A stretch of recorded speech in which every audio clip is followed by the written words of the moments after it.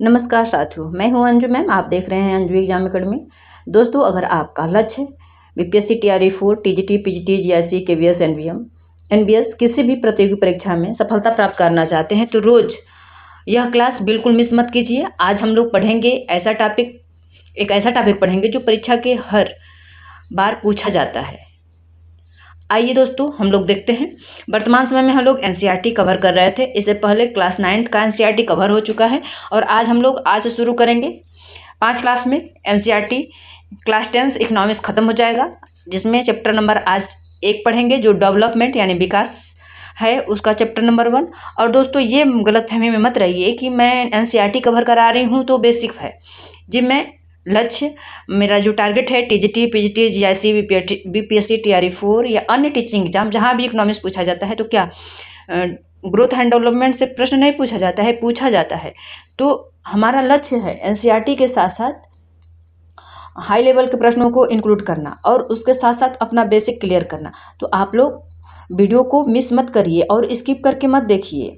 आप लोग जब भी शुरू करिए तो शुरू से अंत तक देखिए। कितने मिनट का होगा? 40-45। और आप लोग परीक्षा की तैयारी कर रहे हैं तो आप लोग इधर उधर ज़्यादा भागने दौड़ने की कोशिश न करिए। इस चैनल पे, उस चैनल पे, किसी भी एक चैनल पे एकत्र होकर के, मतलब कंसंट्रेट होकर के आप अपनी पढ़ाई को जारी रखिए। और यदि आप इस चैनल पे आ गए हैं, इस वीडियो पे आ गए हैं, तो एक बार पूरा वीडियो तो देखिए, तब उसके बारे में इधर उधर दौड़िए।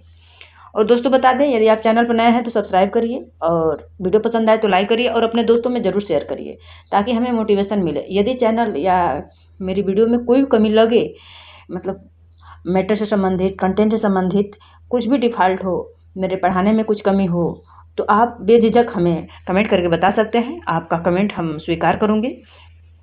दोस्तों, आज हम लोग पढ़ेंगे डेवलपमेंट, विकास, और 30 प्रश्नों को देखेंगे। इन 30 प्रश्नों को देखने के बाद हमें विकास से संबंधित जितने भी कंसेप्ट होंगे क्लियर हो चुके होंगे। आप लोग वीडियो में बने रहें और अंत में हम लोग इस टॉपिक से जितने भी ट्रिक्स होंगे, ट्रिक्स के माध्यम से हम लोग कॉन्सेप्ट को क्लियर करेंगे। ओके, चलिए चलते हैं आज का। ये रहा पहला प्रश्न। बताइए, पहले प्रश्न को ध्यान से पढ़िए, उसके बाद उत्तर देने की कोशिश करिएगा। आप कॉपी पेन लेकर बैठिए, जो भी इम्पॉर्टेंट लगे आप उसका नोट्स जरूर बनाइए। चलिए, निम्नलिखित में से विकास की सबसे उपयुक्त परिभाषा कौन सी है? ऑप्शन ए है केवल आय में वृद्धि, ऑप्शन बी है केवल कृषि उत्पाद में वृद्धि, ऑप्शन सी है आय, शिक्षा, स्वास्थ्य, समानता, पर्यावरण स्थिरता सहित जीवन की गुणवत्ता में सुधार, और ऑप्शन डी है केवल जनसंख्या में वृद्धि। कौन सा उत्तर सही होगा? बताइए। देखिए, जहां केवल आ जाए ना प्रश्न, ऑप्शन में मतलब प्रश्न के हिसाब से देखना पड़ता है, लेकिन जो केवल आ जाए कोई भी ऑप्शन में तो उसकी संभावना 50% होती है कि वो उत्तर नहीं होगा। तो जी, केवल आय में वृद्धि ये भी नहीं होगा, केवल कृषि उत्पाद में वृद्धि ये भी नहीं होगा, केवल जनसंख्या में वृद्धि ये भी नहीं होगा। अब तीसरा ऑप्शन देखते हैं होता है कि नहीं। तो देखिए, दिया है कि जो डेवलपमेंट की सबसे उपयुक्त परिभाषा है आय, शिक्षा, स्वास्थ्य, समानता, पर्यावरण स्थिरता सहित जीवन की गुणवत्ता सुधार से संबंधित है, यानी ऑप्शन सी बिल्कुल सही है। कौन सा सही है? बी। चलिए, इससे संबंधित और जो कंसेप्ट है उसको क्लियर कर लेते हैं। और जो ये कंसेप्ट है ना, एनसीईआरटी के अनुसार विकास केवल आय बढ़ने का नाम नहीं है। वास्तविक विकास में शामिल होते हैं आय, शिक्षा, स्वास्थ्य, समान अवसर, स्वच्छ पर्यावरण, सम्मानजनक जीवन। इसी कारण विकास को बहुआयामी माना जाता है, यानी मल्टी डायमेंशनल कंसेप्ट माना जाता है। ओके, अब आते हैं, ये रहा दूसरा प्रश्न। प्रश्न को ध्यान से पढ़िए।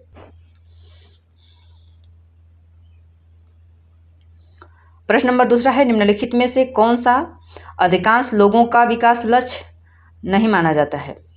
निम्नलिखित में से कौन सा अधिकांश लोगों का विकास लक्ष्य नहीं माना जाता है? ऑप्शन ए है बेटर आय, अधिक आय, ऑप्शन बी है इक्वल ट्रीटमेंट एंड डिग्निटी यानी समान व्यवहार एवं सम्मान, ऑप्शन सी है स्वतंत्रता और सुरक्षा, ऑप्शन डी है प्रदूषण के असर में वृद्धि। कौन सा ऑप्शन सही होगा?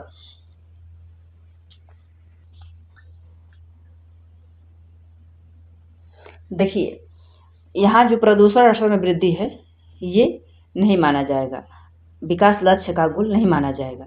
अधिक आय, समान व्यवहार और स्वतंत्रता एवं सुरक्षा ये सब विकास लक्ष्य का गोल माना जाता है। ऑप्शन नंबर डी सही होगा। एनसीईआरटी के अनुसार प्रत्येक व्यक्ति के लिए विकास लक्ष्य अलग हो सकते हैं, लेकिन सामान्य व्यक्ति के लिए लोग चाहते हैं कि अधिक आय हो, सम्मान हो, सुरक्षा हो, शिक्षा हो, स्वास्थ्य हो, स्वच्छ वातावरण हो। कोई भी व्यक्ति प्रदूषण बढ़ना अपना विकास लक्ष्य नहीं मानेगा। आते हैं अगले प्रश्न पे। कथन और कार्य से संबंधित ये प्रश्न है। प्रश्नों को ध्यान से पढ़िए। ऑप्शन कथन है कि विभिन्न व्यक्तियों के विकास लक्ष्य अलग अलग हो सकते हैं। इसका कारण है लोगों की आकांक्षाएं, व्यवसाय, सामाजिक परिस्थितियां और प्राथमिकताएं अलग अलग होती हैं। ऑप्शन ए दिया है कि दोनों सही है, सही व्याख्या है। ऑप्शन बी है दोनों सही है पर व्याख्या नहीं है। ए सही है, आर गलत है। ए सही गलत है, आर सही है। कौन सा उत्तर सही होगा बताइए। प्रश्न नंबर 3। तो देखिए, विभिन्न व्यक्तियों के विकास लक्ष्य अलग अलग हो सकते हैं। जी बिल्कुल हो सकते हैं, क्योंकि लोगों की आकांक्षाएं, जो इच्छाएं होती हैं, व्यवसाय, सामाजिक परिस्थितियां, प्राथमिकताएं सब अलग अलग हो सकता है। तो दोनों सही है और इसका व्याख्या भी है। ऑप्शन ए सही होगा। किसाई, जैसे इसको उदाहरण से समझते हैं। किसान की किसान अच्छी सिंचाई चाहता है, छात्र अच्छा शिक्षा चाहता है, कर्मचारी अधिक वेतन चाहता है और महिला सुरक्षा समान अवसर चाहती है। अर्थात विकास लक्ष्य होता है व्यक्ति विशेष पर निर्भर करता है। अगला प्रश्न है, प्रश्न नंबर 4 है। देशों के विकास की तुलना करने के लिए कुल राष्ट्रीय आय की अपेक्षा कौन सा सांकेतिक अधिक नुकसान माना जाता है बताइए। कुल जनसंख्या, प्रति व्यक्ति आय, नदियों की संख्या और एरिया ऑफ कंट्री। प्रश्न नंबर 4।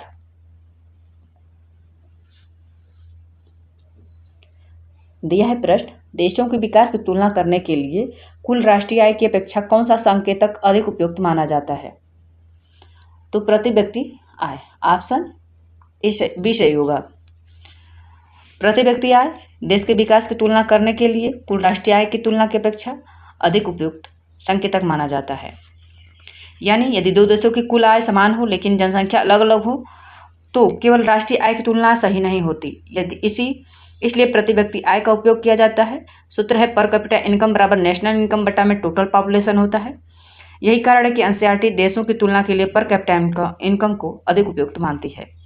दोस्तों, एनसीईआरटी पर जोर देने का मेरा महत्वपूर्ण मेन मकसद इसलिए क्योंकि वर्तमान समय में जो भी प्रश्न परीक्षाओं में पूछे जा रहे हैं उसका बेस, उसका कंसेप्ट, उसका जो क्लियरिटी है सब एनसीईआरटी पर आधारित है। इसलिए हमें एनसीईआरटी को प्रेफर करना पड़ा है। आप लोग शिद्दत से जुड़िए। अपने लक्ष्य को प्राप्त करना चाहते हैं तो शिद्दत से जुड़ना पड़ेगा, शिद्दत से पढ़ना पड़ेगा और इधर उधर भागने से कुछ नहीं होगा। यदि वास्तव में आपको चाह रहा है कि नहीं नौकरी पक्की चाहिए तो आप लोग जुड़िए, अपना सिलेबस लिखिए, सिलेबस के अनुसार जो टॉपिक है उनको पढ़िए, उनका नोट्स बनाइए, शॉर्ट नोट्स बनाइए और उसके बाद आपका परीक्षा आप लोग क्लियर हो आपका परीक्षा क्लियर होने के, सफलता प्राप्त करने के नज़दीक होंगे। और बार बार रिवीजन, जो भी नोट्स बनाइए उसका बार बार रिवीजन करिए और बार बार प्रैक्टिस करिए। ओके, तो आप लोग जुड़िए और पढ़िए। प्रश्न नंबर 5 है, विकास के संबंध में निम्नलिखित में से कौन सा कथन सही नहीं है। अधिक आय विकास का एक संकेतक है। समान व्यवहार स्वतंत्रता विकास हेतु महत्वपूर्ण लक्ष्य है। ऑप्शन सी है पर्यावरण का विनाश भी विकास कहलाता है। ऑप्शन डी है विकास में भौतिक और अभौतिक दोनों प्रकार के लक्ष्य शामिल होते हैं। बताइए कौन सा उत्तर सही होगा। प्रश्न नंबर 5, विकास के संबंध में निम्नलिखित में से कौन सा सही नहीं है पूछा है। तो यहाँ पे ये नहीं है। पर्यावरण का विनाश भी विकास कहाँ कहलाता है, ये नहीं कहलाएगा। देखिए, आर्थिक विकास का कारण नहीं होगा। जो आर्थिक विकास के कारण यदि पर्यावरण प्रदूषण बढ़े, प्राकृतिक संसाधन नष्ट हो, भविष्य की पीढ़ियां प्रभावित हों तो उसे सतत विकास नहीं कहा जाएगा। वास्तविक विकास वही है जो वर्तमान आवश्यकताओं को पूरा करते हुए भविष्य की पीढ़ियों के हितों की रक्षा करे और इसी से संबंधित है सस्टेनेबल डेवलपमेंट। सस्टेनेबल डेवलपमेंट में 7 गोल्स बनाए गए हैं। अगला प्रश्न है, प्रश्न नंबर 6 है, प्रति व्यक्ति आय की गणना का सही सूत्र क्या है। क्या दिया है, प्रति व्यक्ति आय की गणना का सही सूत्र क्या है। ऑप्शन ए है राष्ट्रीय आय गुणे कुल जनसंख्या बटा में राष्ट्रीय आय। ऑप्शन सी है राष्ट्रीय आय बटा में कुल जनसंख्या। ऑप्शन डी है राष्ट्रीय आय माइनस कुल जनसंख्या। प्रति व्यक्ति आय का गणना का सूत्र कौन सा है बताइए।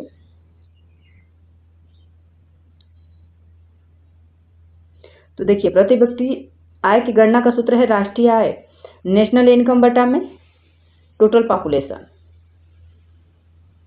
NI बटा में TP होगा। प्रति व्यक्ति आय यह बताती है कि यदि किसी देश की कुल आय सभी नागरिकों में समान रूप से बांट दी जाए तो प्रत्येक व्यक्ति के हिस्से में औसतन कितनी आय आएगी। इसका सूत्र है पर कैपिटा इनकम बराबर नेशनल इनकम बटा में टोटल पॉपुलेशन। इसी कारण किसी देश के विकास की तुलना इसका उपयोग किया जाता है, मतलब कि इसी कारण देशों के विकास की तुलना में इसका उपयोग किया जाता है। ये रहा प्रश्न नंबर 7। प्रति व्यक्ति आय के आधार पर देशों को विभिन्न आय वर्गों में कौन सा संगठन वर्गीकृत करता है। क्या दिया है, प्रति व्यक्ति आय के आधार पर देशों को विभिन्न आय वर्गों में कौन सा संगठन वर्गीकृत करता है। ऑप्शन ए है RBI, ऑप्शन बी है WB यानी वर्ल्ड बैंक, ऑप्शन सी है ILO यानी अंतर्राष्ट्रीय श्रम संगठन, ऑप्शन डी है नीति आयोग। प्रश्न नंबर 7 का उत्तर कौन सा सही होगा। प्रति व्यक्ति आय के आधार पर देशों को विभिन्न आय वर्गों में कौन सा संगठन वर्गीकृत करता है, तो वो संगठन है विश्व बैंक यानी वर्ल्ड बैंक है, जो प्रति व्यक्ति के आधार पर देशों को विभिन्न आय वर्गों में विभक्त करता है। जैसे low income countries, low middle income countries, जैसे आय वर्गों में जो विभाजित करता है WB वर्ल्ड बैंक, तो कैसे करता है देखिए, जैसे low income countries, low middle income countries, upper middle income countries, high income countries. यानी ध्यान देखिए, आय सीमा समय समय पर बदलती रहती है, इसलिए परीक्षा में सामान्यतः संगठन का नाम पूछा जाता है। प्रश्न नंबर 8 है कथन और कारण से संबंधित प्रश्न है। कथन दिया है केवल प्रति व्यक्ति आय विकास को पर्याप्त संकेतक नहीं है, और उसका कारण दिया है कि विकास शिक्षा, स्वास्थ्य, समानता और जीवन की गुणवत्ता पर निर्भर करता है। इसका ऑप्शन ए है दोनों सही है, दोनों व्याख्या है, दोनों सही व्याख्या नहीं है, ए सही है, आर गलत है, ए गलत है, आर सही है। कौन सा उत्तर सही होगा प्रश्न नंबर 8 का। देखिए, जो केवल प्रति व्यक्ति आय विकास का पर्याप्त संकेतक नहीं है, तो जी नहीं है, क्योंकि विकास शिक्षा, स्वास्थ्य, समानता और जीवन की गुणवत्ता पर निर्भर करती है। ऑप्शन नंबर ए सही होगा, दोनों सही भी हैं और व्याख्या भी है। यदि किसी देश की प्रति व्यक्ति आय अधिक है लेकिन शिक्षा का स्तर निम्न हो, स्वास्थ्य सुविधाएं कमजोर हों, असमानता अधिक हो, तो उसे पूर्ण विकसित नहीं माना जाएगा। इसलिए आधुनिक अर्थशास्त्र में ह्यूमन डेवलपमेंट की अवधारणा को महत्व दिया जाता है। क्या आधुनिक अर्थशास्त्र में ह्यूमन डेवलपमेंट की अवधारणा को महत्व दिया जाता है। अब ये रहा अगला प्रश्न, बताइए मानव विकास सूचकांक जिसे ह्यूमन डेवलपमेंट इंडेक्स कहा जाता है, शॉर्ट फॉर्म में HDI कहा जाता है, मुख्य रूप से निम्नलिखित में से किन संकेतकों पर आधारित है। ये प्रश्न सीधा सीधा TGT और PGT में बन चुका है और इसे बनने की संभावना भी रहती है। तो मानव विकास सूचकांक मुख्य रूप से किन संकेतकों पर आधारित है। ऑप्शन ए है आय, शिक्षा और स्वास्थ्य पे, ऑप्शन बी है जनसंख्या, वर्षा, क्षेत्र, वन पे, और ऑप्शन सी है निर्यात, आयात और मुद्रास्फीति पे, ऑप्शन डी है कर संग्रह, बैंकिंग और पर्यटन पे। बताइए कौन सा सही होगा। प्रश्न नंबर 9। तो देखिए, मानव विकास सूचकांक मुख्य रूप से आय, शिक्षा और स्वास्थ्य पर आधारित है। ऑप्शन ए सही होगा। और HDI किसी देश के मानव विकास का व्यापक माप है। इसके प्रमुख आधार 3 हैं, लाइफ एक्सपेक्टेंसी यानी स्वास्थ्य, शिक्षा यानी स्कूलिंग, इनकम यानी GNI पर कैपिटा। इसी कारण HDI को पर कैपिटा इनकम से बेहतर विकास सूचकांक माना जाता है। ये रहा अगला प्रश्न, प्रश्न नंबर 10। प्रश्न को देखिए ध्यान से, उसके बाद उत्तर देने की कोशिश करिए।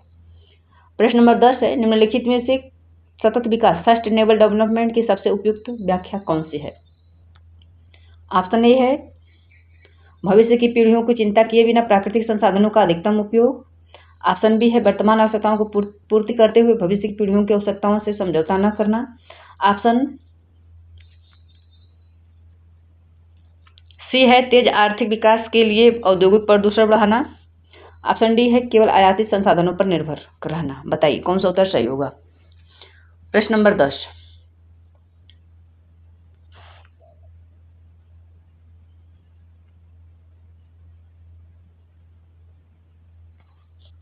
तो इसका सर्वाधिक उपयुक्त तो जो उत्तर है ऑप्शन बी होगा, वर्तमान आवश्यकताओं को पूर्ति करते हुए भविष्य की पीढ़ियों की आवश्यकताओं से समझौता न करना। यानी किसी वस्तु का, किसी प्राकृतिक संसाधन का ऐसा उपयोग करना जिसका वर्तमान में उपयोग हो और भविष्य को पीढ़ियों की आवश्यकताओं को समझौता न किया जाए। जैसे वर्तमान पीढ़ियों की आवश्यकताओं की पूर्ति करना, प्राकृतिक संसाधनों का विवेकपूर्ण उपयोग, पर्यावरण का संरक्षण करना, भविष्य की पीढ़ियों के लिए संसाधनों सुरक्षित रखना, यही इसका मुख्य ध्येय है। प्रश्न नंबर 11।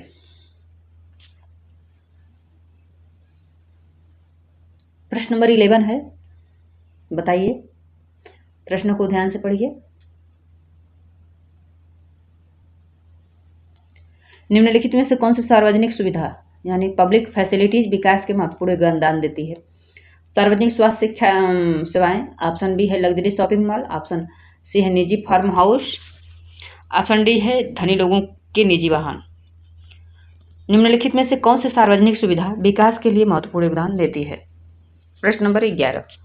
तो जो सार्वजनिक शिक्षा सेवाएं और शिक्षा हैं, चारों में से सबसे उपयुक्त उत्तर आंसर सार्वजनिक स्वास्थ्य सेवाएं एवं शिक्षा होगा, ऑप्शन ए होगा। किसी देश के विकास का महत्व का आधार इनमें शामिल होते हैं सरकारी विद्यालय, सरकारी अस्पताल, स्वच्छ पेयजल, स्वच्छता, सार्वजनिक परिवहन। ये सभी सुविधाएं सभी नागरिकों के जीवन स्तर को बेहतर बनाते हैं। प्रश्न नंबर 12। निम्नलिखित में से कौन सा कथन सबसे अच्छी तरह स्पष्ट करता है कि केवल औसत आय विकास का सही माप क्यों नहीं है?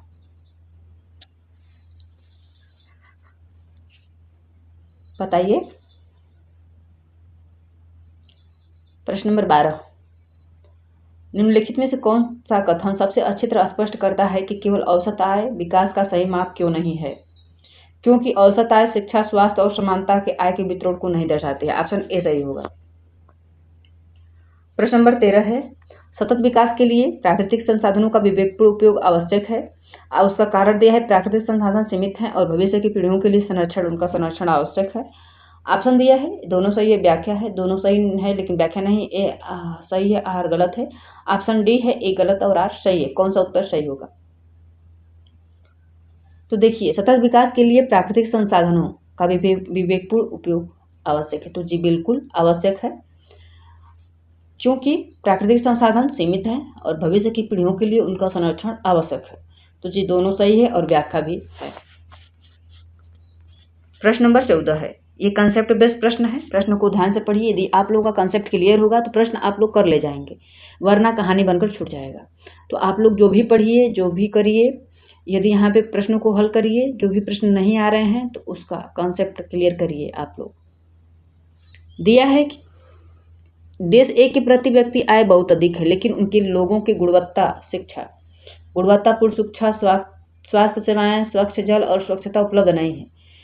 देश बी के प्रति व्यक्ति आय थोड़ी कम है, लेकिन शिक्षा, स्वास्थ्य और जीवन प्रत्याशा में उनका प्रदर्शन बेहतर है।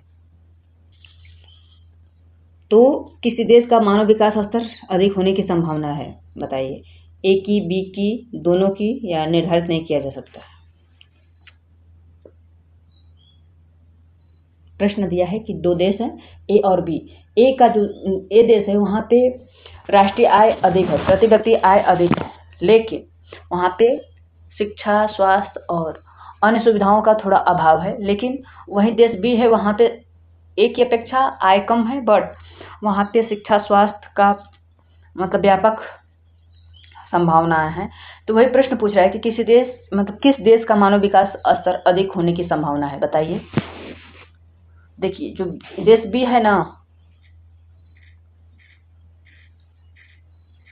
देश बी का मानव विकास स्तर अधिक होने की संभावनाएं हैं, क्योंकि किसी देश का विकास करने के लिए केवल आय ही पर्याप्त नहीं है। उस आय को किस तरह सुनियोजित ढंग से व्यय करना है, कितना शिक्षा पे, कितना आय पे, कितना व्यय, कितना मतलब स्वास्थ्य पे, कितना मतलब और विकास की आवश्यकताओं वस्तुओं के लिए, इन सब पे निर्भर करता है। जो देश बी है उसमें थोड़ा आय कम है, लेकिन वो शिक्षा, स्वास्थ्य सभी सुविधाओं पर ध्यान दे रहा है, तो ऑप्शन बी सही होगा। यहाँ पे मानव विकास स्तर अधिक होने की संभावना है। और यह प्रश्न एसडीआई आधारित है। यदि किसी देश में बेहतर शिक्षा है, बेहतर स्वास्थ्य है, जीवन प्रत्याशा अधिक है, तो वह केवल अधिक आय वाले देश की तुलना में अधिक विकसित माना जाएगा, क्योंकि कंट्री बी का मानव स्तर अधिक होगा। प्रश्न नंबर 15 है, विकास के संबंध में निम्नलिखित में से कौन सा कथन सही नहीं है? ऑप्शन ए, विभिन्न लोगों के विकास लक्ष्य अलग अलग हो सकते हैं। ऑप्शन बी है, विकास के भौतिक और अभौतिक दोनों पहलू शामिल होते हैं। ऑप्शन डी है पर्यावरण संरक्षण सतत विकास का महत्वपूर्ण भाग है। ऑप्शन डी है केवल अधिक प्रति व्यक्ति आय ही उच्च मानव विकास की गारंटी देता है।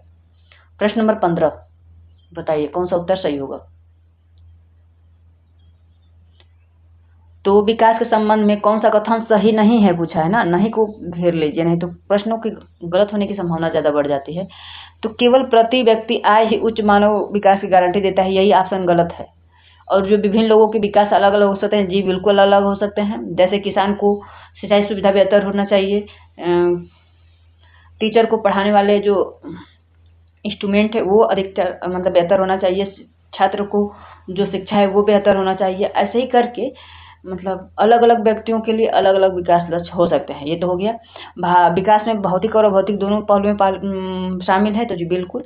और पर्यावरण संरक्षण सतत विकास है तो महत्वपूर्ण भाग माना जाता है, तो जी बिल्कुल ये तीनों सही है। लेकिन यहाँ पे सही नहीं पूछा है तो ऑप्शन डी सही होगा। यदि टीचिंग एग्जाम में फेवरेट रैप है, ऐसे ही प्रश्न पूछे जाते हैं। जैसे उच्च प्रति व्यक्ति आय होने के बावजूद शिक्षा कमजोर हो सकती है, स्वास्थ्य सेवाएं खराब हो सकती हैं, असमानता अधिक हो सकती है, इसलिए पर कैपिटा इनकम विकास का केवल संकेतक है, संपूर्ण माप नहीं। अब रहा प्रश्न नंबर 16। प्रश्न नंबर 16 को ध्यान से पढ़िए। राष्ट्रीय विकास यानी नेशनल डेवलपमेंट को सबसे उपयुक्त रूप से कैसे समझा जा सकता है। केवल अमीर लोगों की आय में वृद्धि करके, ऑप्शन बी है सभी नागरिकों के आर्थिक सामाजिक कल्याण में समग्र सुधार करके, ऑप्शन सी है केवल निर्यात में वृद्धि करके, ऑप्शन डी है अधिक सापेक्ष माल का निर्माण करके। बताइए प्रश्न नंबर 16 का उत्तर कौन सा सही होगा।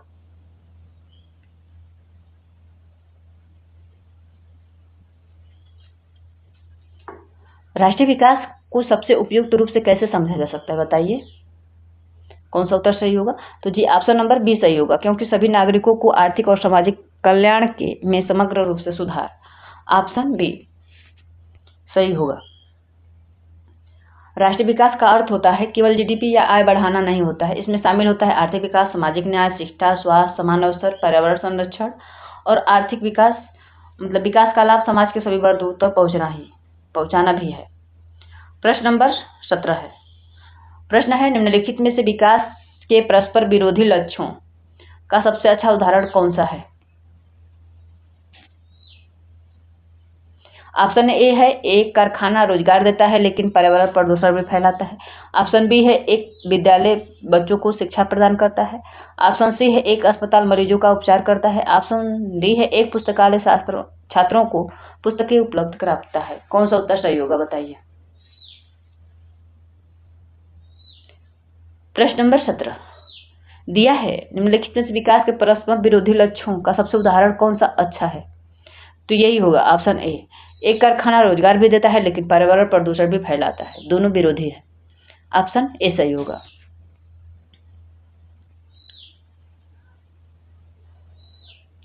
इसका अर्थ होता है किसी कार्य में एक लाभ तो मिलता है लेकिन साथ ही कोई हानि होती है। यानी जो पूछा है ना, क्या पूछा था, ये ना पूछा था परस्पर विकास के परस्पर विरोधी लक्ष्य। विकास के परस्पर विरोधी लक्ष्य का अर्थ होता है किसी कार्य से एक लाभ तो मिलता है लेकिन साथ ही कोई हानि मिलती है। जैसे रोजगार बढ़ता है लेकिन उसके साथ साथ प्रदूषण भी बढ़ता है, तो ये हानि हुई ना। इसलिए सरकार को आर्थिक विकास और पर्यावरण संरक्षण के बीच संतुलन बनाना पड़ता है। ये रहा प्रश्न नंबर 18। प्रश्न को देखिए, उसके बाद उत्तर देने की कोशिश करिए।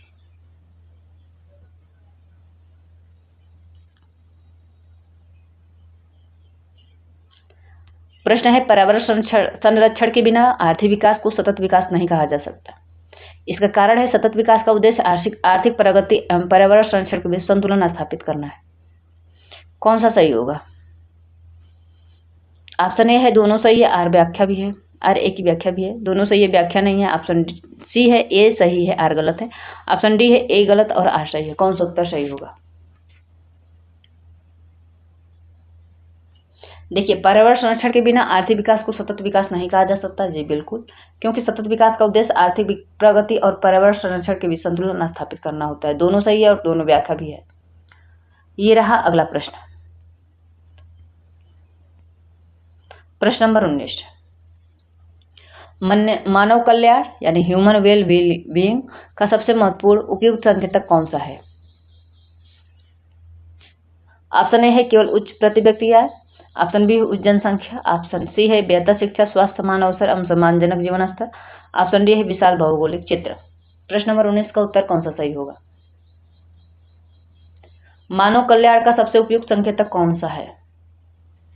तो सबसे अच्छा संकेतक उच्च शिक्षा, स्वास्थ्य, समान अवसर एवं सम्मानजनक जीवन स्तर, ऑप्शन सी सही होगा।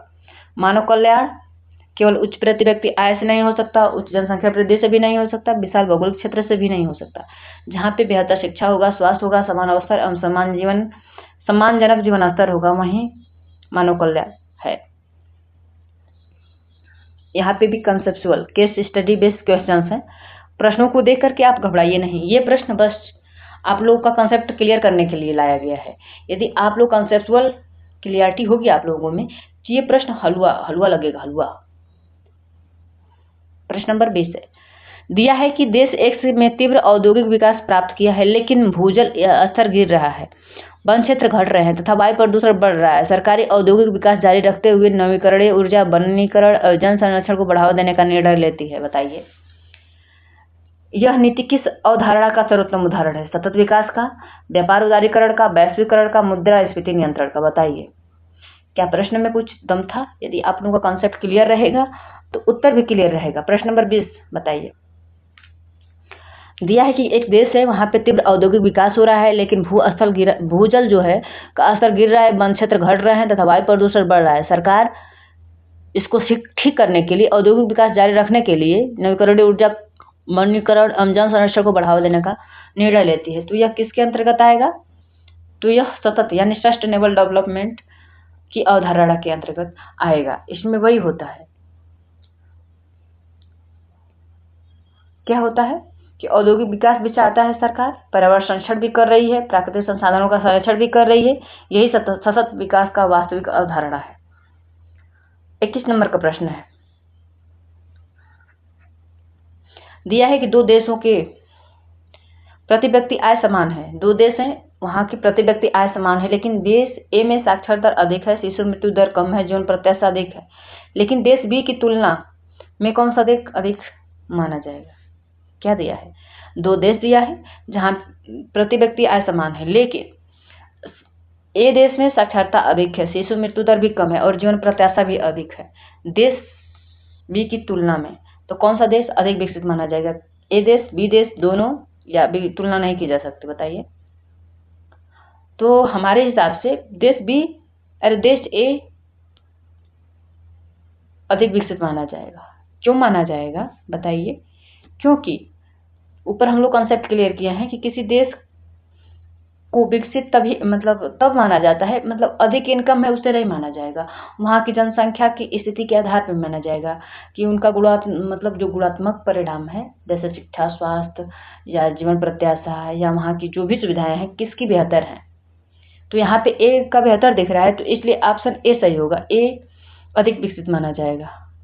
यदि देश ए की प्रति व्यक्ति आय बी से कम भी है और वहाँ की साक्षरता दर अधिक है, शिशु मृत्यु दर कम है, जीवन प्रत्याशा अधिक है, तो ए ही देश साक्षर या विकसित माना जाएगा। यदि प्रति व्यक्ति आय समान हो लेकिन विकास का निर्णय निम्न आधारों पर किया जाता है कि वहाँ की शिक्षा कैसी है, स्वास्थ्य कैसा है, जीवन प्रत्याशा कैसा है। जीवन प्रत्याशा का मतलब होता है कि जीवन जब आप जन्म लेते हैं उसी समय आपके जीवन की आशा कर ली जाए कि आप इतने बरस तक जिएंगे, इतने बरस तक जिएंगे, उसे जीवन प्रत्याशा कह देते हैं, जीवन की गुणवत्ता। इसलिए देश ए अधिक विकसित माना जाएगा। प्रश्न नंबर 22 है, प्रश्न को ध्यान से पढ़िए। निम्नलिखित में से कौन सा कथन अधिक वृद्धि, आर्थिक वृद्धि और आर्थिक विकास के बीच का सही अंतर है? देखिए टीजीटी, पीजीटी जैसी या अन्य जहां भी इकोनॉमिक्स पूछा जाता है तो वहां एक सेगमेंट ही है ग्रोथ एंड डेवलपमेंट, तो उसी से संबंधित प्रश्न है। आप इधर उधर मत जाइए, अपना ध्यान इस पर लगाइए, जो पढ़ाया जा रहा है उस पर टारगेट करिए।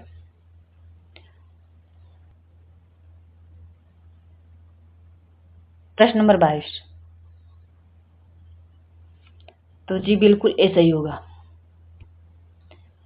आर्थिक वृद्धि केवल आय में वृद्धि को दर्शाती है, जबकि आर्थिक विकास में जीवन स्तर, शिक्षा, स्वास्थ्य में सुधार भी शामिल होता है। ऑप्शन ए सही होगा। प्रश्न नंबर 23 है, अधिक आय हमेशा बेहतर जीवन गुणवत्ता सुनिश्चित नहीं करता। उसका कारण दिया है स्वास्थ्य, शिक्षा, स्वच्छता, पर्यावरण, सामाजिक समानता तक पहुंच भी जीवन की गुणवत्ता को प्रभावित करती है। ऑप्शन दिया है कि दोनों सही है, आर व्याख्या भी कर रहा है, दोनों सही है, व्याख्या नहीं कर रहा है, ए सही आर गलत है, ए गलत आर सही है। कौन सा उत्तर सही होगा बताइए। कथन और कारण से संबंधित प्रश्न है।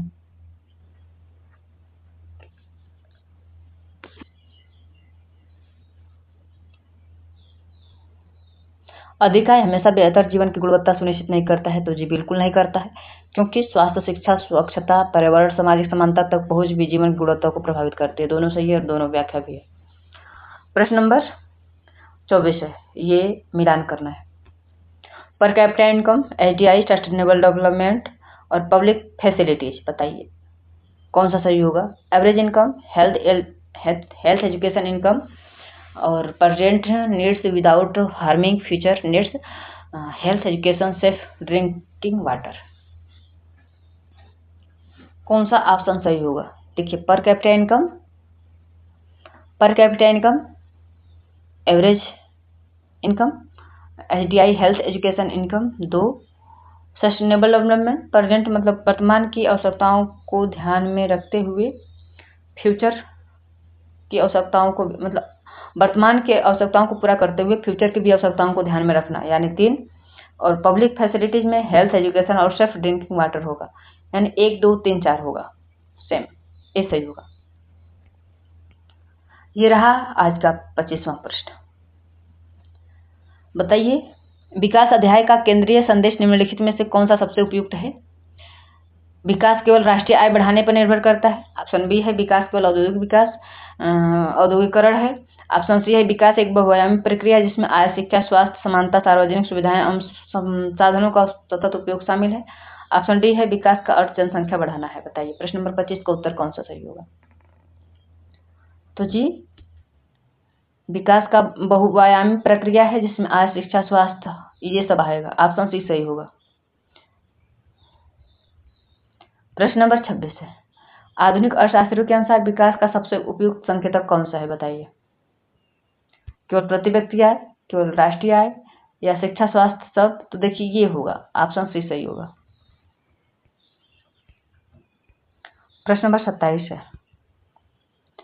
दिया है सार्वजनिक सुविधाएं जीवन की गुणवत्ता को सुधारने का महत्वपूर्ण भूमिका निभाती हैं। इसका कारण है विद्यालय, अस्पताल, स्वास्थ्य, पेय और सार्वजनिक सुविधाएं प्रत्येक स्थिति में सामाजिक नागरिकों को समान रूप से उपलब्ध कराते हैं। कौन सा सही है। प्रश्न नंबर 27 दिया है कि सार्वजनिक सुविधाएं जीवन की गुणवत्ता सुधारने का महत्वपूर्ण भूमिका निभाते हैं। तो जी बिल्कुल, लेकिन विद्यालय, अस्पताल, स्वच्छ पेय जैसे सार्वजनिक प्रत्येक स्थितियों में नागरिकों को समान रूप से उपलब्ध कराते हैं। प्रश्न नंबर 27 का सी, ये सही है लेकिन आर गलत है।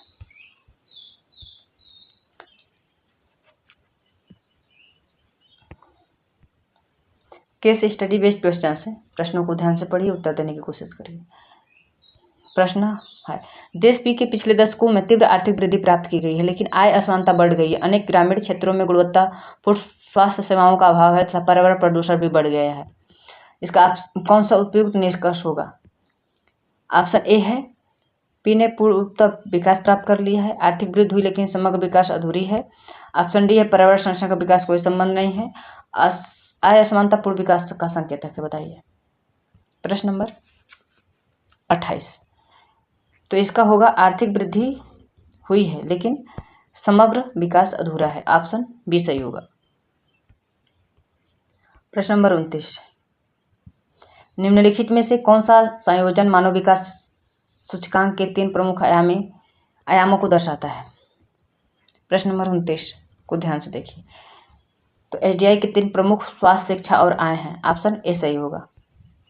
आज का रहा ये अंतिम प्रश्न। जो विकास है, एनसीईआरटी कक्षा 10 के अर्थशास्त्र में विकास अध्याय की अवधारणा सबसे उपयुक्त सारांश क्या है। बताइए, प्रश्नों को देखिए, उत्तरों को देखिए, ऑप्शनों को। तो सबसे उपयुक्त अवधारणा यही है कि विकास की आर्थिक प्रगति, सामाजिक न्याय, सार्वजनिक सुविधाओं तथा संसाधनों के सतत उपयोग के माध्यम से लोगों के जीवन गुणवत्ता की निरंतर सुधार की प्रक्रिया है। ऑप्शन सी सही होगा। दोस्तों, इस प्रकार एनसीईआरटी जो विकास है उसको हम लोग कंप्लीट किए और चैप्टर 1 कंप्लीट हुआ। कल हम लोग चैप्टर 2 को देखेंगे। आप लोग जुड़िए और मेहनत करिए। दोस्तों एक बार बता दो, यदि चैनल पर नए हैं तो सब्सक्राइब करिए, वीडियो पसंद आए तो लाइक करिए, अपने दोस्तों में भी शेयर करिए और सेशन कैसा लगा कमेंट करके जरूर बताइएगा। जय हिंद, जय भारत। आप लोग क्वेश्चन याद करिए। सरकारी नौकरी का सपना सभी लोग देखते हैं, लेकिन मेहनत बहुत कम ही करते हैं। तो आप उन कम लोगों में शामिल हुइए जो सपना भी देखते हैं और मेहनत भी करते हैं।